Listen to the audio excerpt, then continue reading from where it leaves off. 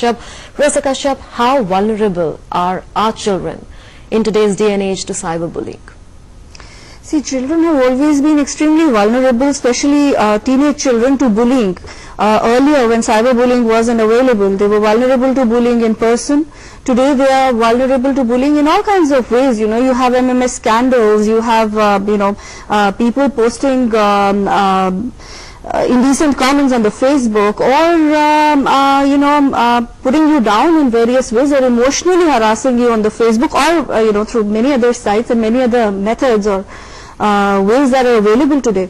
So definitely here the question is not so much about the method. It is more about the fact that bullying is a problem. The methods will change, because as there's technological advancement, we'll have more and more methods of doing it. But it is the bullying which is a problem, and that should be dealt with. This is my feeling that, see, tomorrow, I mean, you can stop them from using Facebook for maybe you can limit it to, let's say, 15 years or 13 years.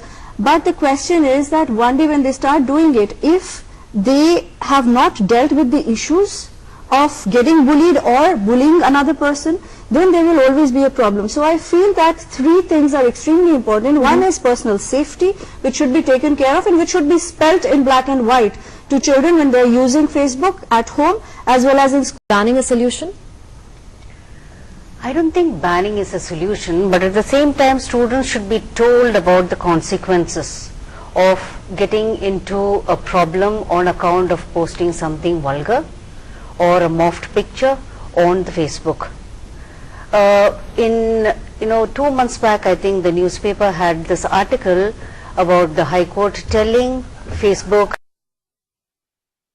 and Orkut that children below the age of 13 should not be allowed to use the Facebook, and if they use, even a criminal offense can be made against them. Now, that is the American law, 13 years. Here we are saying below the age of 18. The Communication and Technology Act, the Contracts Act all say that when you have to sign that form saying that I hereby abide to agree to all the terms and conditions, below the age of 18, are they supposed to sign that? What is the guarantee that the child is already 18 years old or 13 years old or whatever? So where does the onus lie of verification? Verification, it is only the legal guardian who can do it, nobody else. So banning is not the solution. According to you, it's greater scrutiny, is it? Scrutiny, yes. Banning is not a solution. The moment you ban, they will be more eager to get into something. Spoken about it in the assembly.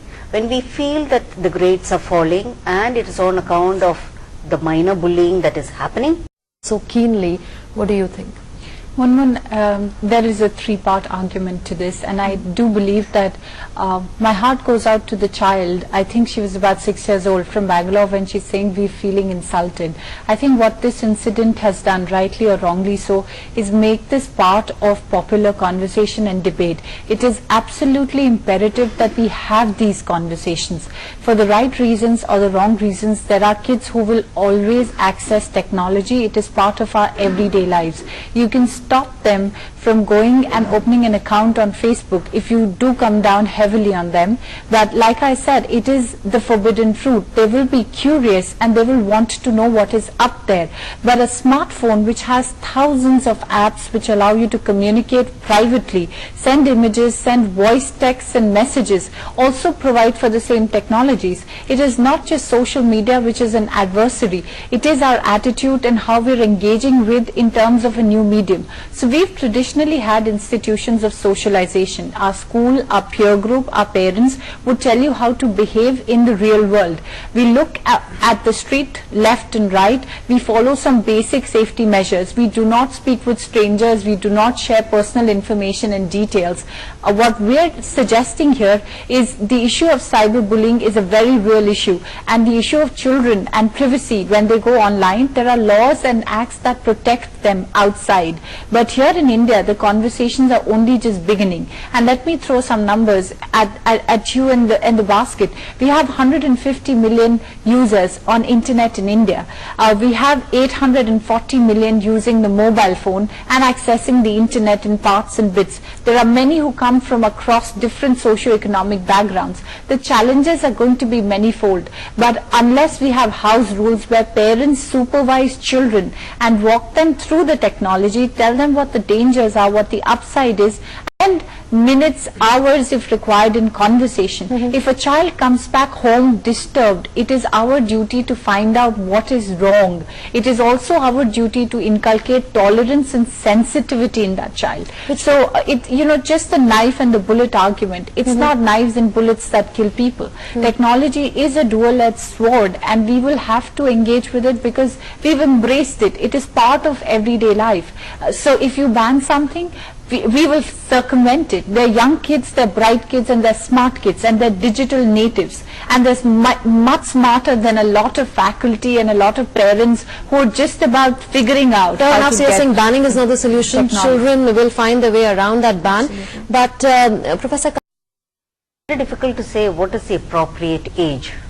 If they are learning something from there, if they are able to have, the students in Bangalore were saying that they were using it as a mode of advertising, that they were having an event, so they were putting it up on the Facebook so that more and more people come to know of it. If they are using it for some useful purposes, it's okay.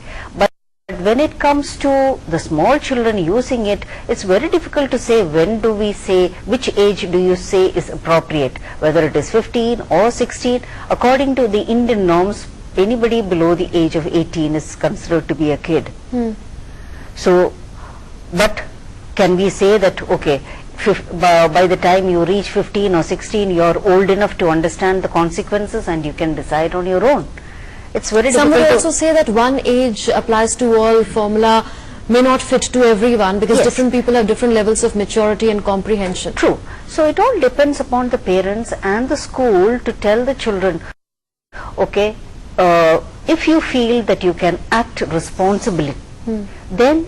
And all social networking sites and websites have family centers. They also have dedicated YouTube channels where they're specifying that young children, need to be online only in the presence of an adult. The person needs to be told that you can spend a stipulated amount of time like you would do with television, and you would also come back with a constructive input of what you gathered from there. 3, it is also equally important to tell the children that not everything is positive, not everything is nice, without scaring them. So educating them about the downside, also telling them that there are ground rules, there are things that you don't do in the online, in the offline space on ground with people. You would not be nasty and mean and hurtful, and the same kind of rules apply online as well, because not everyone is nice, not everyone is your friend, and you do not But one reveal complications personal which data. parents face is that they are not very internet savvy. They're not savvy when it comes to all these sites like Facebook and Twitter. So how do they handle their kids? I would say there are 2 solutions to that. We're all looking at internet being a part of the new India, and we're looking at young people looking at this country as an information revolution in terms of technology and access. Schools are making an effort. There was the Akash tablet. Along with the new education policy, it is extremely important that the government focus energies towards a digital literacy and a digital literacy policy as well. What is also important is teachers, faculty, and peer groups and communities. I was greatly heartened to see young boys and seniors going from class to class but telling people to deactivate accounts. Instead of doing that, it is important that we engage with peer groups and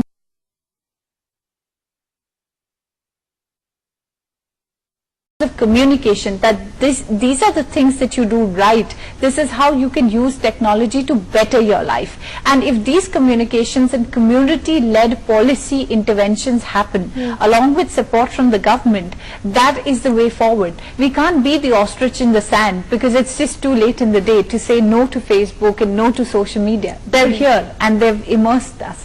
So we have to look up. They are there, so deal with them head on rather than behave like an ostrich. On that note, I'll thank you, Subi Chaturvedi, Swati Kashyap and Rema Alex Daniel for joining us all on Newsnight. So a number of interventions are needed, those led by the government, those led by schools, educators, counsellors, parents, and of course the community. Because as one of the panelists here said, the devil is very much there. You have to deal with that devil head on, not simply try and behave like an ostrich and try and not confront the problem.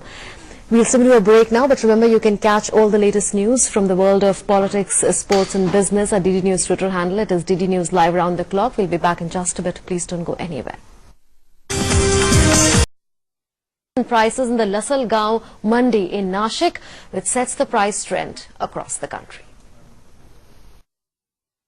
Please do remember to share your feedback with us on the show. Our Twitter handle is DD News Night. We'll see you again tomorrow. Until then, take care. Goodbye.